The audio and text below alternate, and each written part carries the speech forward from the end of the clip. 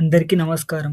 కురుక్షేత్ర యుద్ధభూమిలో శ్రీకృష్ణుడు 5వ అధ్యాయంలో కర్మ సన్యాస యోగం గురించి వివరిస్తూ, ప్రతిఫలాన్ని ఆశించకుండా కర్మలు ఆచరించేవాడే అసలైన సన్యాసి అని, అతడు బాహ్య ఆకర్షణలకు లోబడకుండా తన అంతరంగంలోనే బ్రహ్మానందాన్ని పొందుతాడని తెలిపాడు కదా! అయితే అసలు ఈ అంతరంగపు ఆనందాన్ని ఎలా పట్టుకోవాలో శ్రీకృష్ణుడు ధ్యానం గురించి చెప్పే ముందు ఒక కఠోరమైన సత్యాన్ని అర్జునుడికి బోధించాడు. అర్జునా!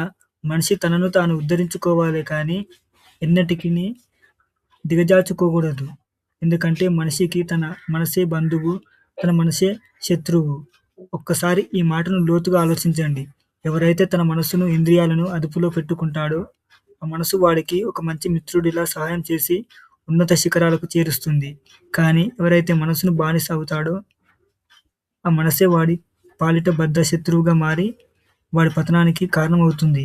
కనుక ముందు మనసును జయించడం నేర్చుకోవాలి అన్నాడు కృష్ణుడు. మరి ఆ మనసును ఎలా జయించాలి? దానికి కృష్ణుడు ధ్యాన యోగాన్ని సూచించాడు.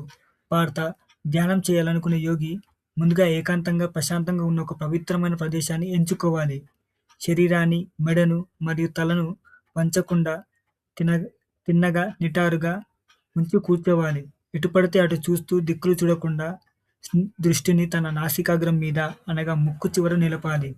మనసులోని భయాన్ని, కోరికలను పూర్తిగా పక్కన పెట్టి మనసును నా వైపు అనగా పరమాత్మ వైపు మాత్రమే లగ్నం చేయాలి. ఇలా నిరంతరం సాధన చేసే యోగి గాలి వీచని చోట ఉన్న దీపం ఎలాగైతే నిశ్చలంగా వెలుగుతుందో అతని మనసు కూడా అలాగే ఎంతో ప్రశాంతంగా, నిశ్చలంగా మారుతుంది అని కృష్ణుడు వివరించాడు. కృష్ణుడు చెప్పినదంతా విన్నాక అర్జునుడు తన మనసులోని ఆవేదనను బయటపెట్టాడు. కృష్ణ, నువ్వు చెప్పిన ఈ ధ్యాన యోగం వినడానికి చాలా బాగుంది. కానీ నా మనసు ఎంతో చంచలమైనది కదా! అది ఎప్పుడూ స్థిరంగా ఉండదు. అలాంటి ఈ మొండి మనసును అదుపు చేయడం అంటే వీచే గాలిని చేత్తో పట్టుకొని బంధించినంత కష్టంగా ఉంది సుమా అని అన్నాడు. మనందరికీ వచ్చే సందేహమే కదా ఇది. అప్పుడు కృష్ణుడు నవ్వి, నిజమే అర్జునా! నువ్వు చెప్పినట్టు మనసును నిగ్రహించడం చాలా కష్టమే. కానీ అది అసాధ్యం మాత్రం కాదు. నిరంతరమైన అభ్యాసం, ప్రాక్టీస్ మరియు వైరాగ్యం, డిటాచ్‌మెంట్ ద్వారా ఎంతటి చంచలమైన మనసునైనా సర్ సరే ఖచ్చితంగా అదుపులోకి తీసుకురావచ్చు అని భరోసా ఇచ్చాడు. అప్పుడు అర్జునుడికి ఇంకొక సందేహం వచ్చింది.